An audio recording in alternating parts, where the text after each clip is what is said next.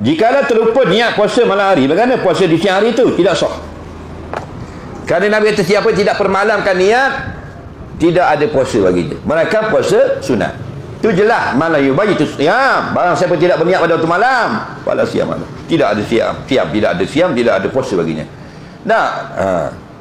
Kena malam. Apa makna malam? Al-lail ma'nahu min ghurubi syamsi ila tulu'il fajar. Maksud malam ialah bermula dari tenggelam matahari, sunset, maghrib sampai masuk waktu subuh. Antara maghrib dan subuh tu malam namanya. Mana-mana bahagian dari maghrib sampai subuh ada berniat esok nak puasa Ramadan yang wajib, hukumnya sah.